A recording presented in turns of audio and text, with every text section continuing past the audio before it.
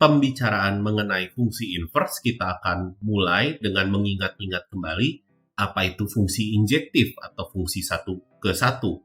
Jadi diberikan dua buah himpunan A dan B, fungsi dari A ke B, ini yang memetakan himpunan A ke himpunan B, ini dikatakan satu-satu atau injektif jika kita mempunyai dua buah anggota berbeda di A, ini harus dipetakan ke dua buah anggota yang berbeda juga di B.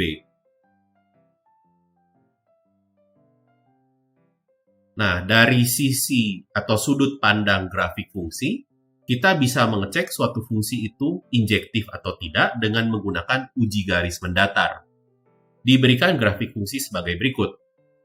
Kita akan gambar beberapa garis mendatar, dan fungsi tersebut akan satu ke satu itu apabila hanya berpotongan satu kali garis mendatarnya dengan grafik fungsi di seluruh garis mendatarnya.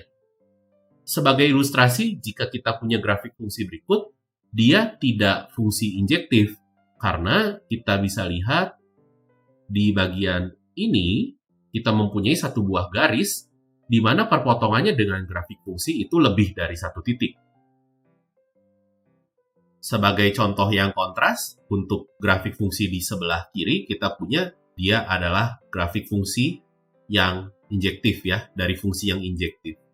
Karena jika kita lihat beberapa garis mendatar, di sini kita mempunyai garis mendatarnya selalu berpotongan hanya satu kali dengan fungsi, dengan grafik fungsi yang diberikan.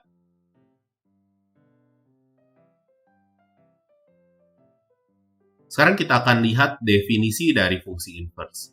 Jika f-nya fungsi satu-satu, dan kita mempunyai f-nya ini mempunyai daerah asalnya A dan daerah hasilnya B, maka fungsi inverse ini simbolnya atau notasinya adalah f pangkat minus 1. Ini memiliki daerah asal B dan daerah hasilnya A, jadi dibalik. Dan mempunyai hubungan sebagai berikut. Jadi f inverse dari Y ini sama dengan X. Ini ekivalen atau setara, sama artinya dengan fx sama dengan Y untuk setiap Y anggota himpunan B. Sebagai ilustrasi, kita lihat diagram panah berikut. Ini adalah himpunan A ke B. Ya, ini pemetaan dari himpunan A ke B. Ini fungsi f-nya. F inverse ini sebenarnya hanya membalikan tanda panahnya saja, gitu. Jika fungsinya harus satu-satu terlebih dahulu. Selanjutnya kita mempunyai hukum kanselasi atau hukum pembatalan.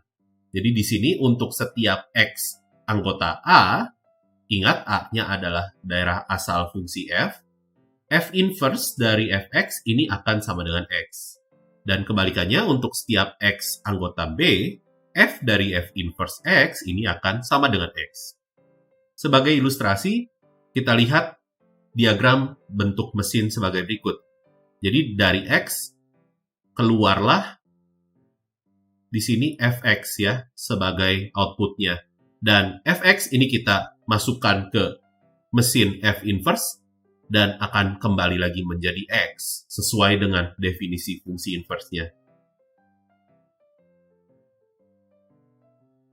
Selanjutnya kita akan mencoba menentukan fungsi inverse jika diberikan rumus fungsi tertentu.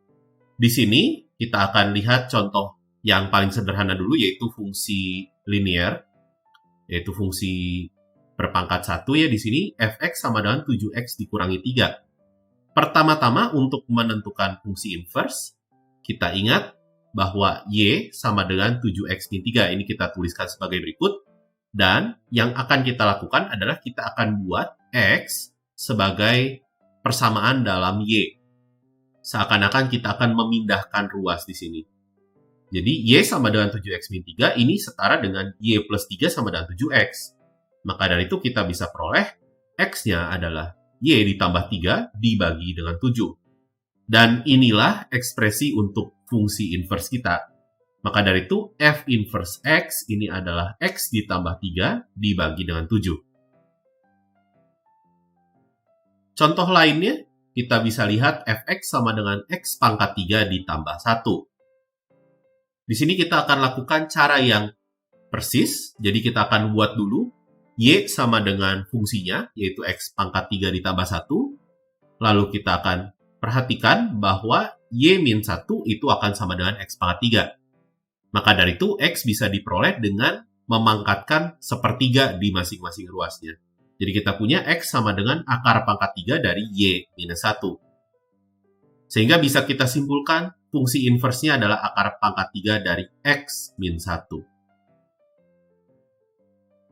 Contoh lain, misalkan kita punya fungsi pecahan sebagai berikut 2x minus 5 dibagi 3x tambah 1. Dan kita akan lakukan cara yang serupa, jadi kita misalkan y-nya adalah 2x min 5 dibagi 3x plus 1. Maka dari itu kita akan peroleh, di sini saya melakukan kali silang, jadi saya akan punya 3x dikali y ditambah 1 kali y, itu sama dengan 2x min 5. Hal selanjutnya yang akan dilakukan adalah kita kelompokkan peubah X di satu buah ruas, misalkan di ruas kiri sebagai berikut. 3XY dikurangi 2X, dan peubah yang tidak mempunyai X, tidak mempunyai suku X, kita pindahkan ke ruas yang lain. Jadi di sini kita punya minus 5 minus Y. Lalu kita bisa faktorkan X-nya, jadi kita punya X dikalikan dengan 3Y kurang 2, sama dengan minus 5 minus Y. Sehingga kita dapatkan X-nya adalah minus 5 minus Y dibagi dengan 3Y kurang 2. Sehingga bisa kita simpulkan fungsi inverse yang diinginkan adalah minus 5 minus X dibagi dengan 3X kurang 2. Selanjutnya kita akan lihat grafik dari fungsi inverse. Misalkan kita mempunyai titik A, B dan garis Y sama dengan X. Kita ingat bahwa fungsi inverse ini seakan-akan membalik X-nya dengan Y-nya. Peran X dengan peran Y dibalik. Maka dari itu, jika kita cerminkan titik tersebut, kita akan peroleh titik B, A. Dan hal inilah yang melatar belakangi cara membuat grafik fungsi inverse. Jadi misalkan kita mempunyai grafik fungsi Y sama dengan fx sebagai berikut. Grafik fungsi inverse-nya ini bisa diperoleh dengan cara mencerminkan grafik yang kita punya, Y sama dengan fx, terhadap garis Y sama dengan X. Maka dari itu kita akan punya grafik Y sama dengan F inverse X adalah sebagai berikut.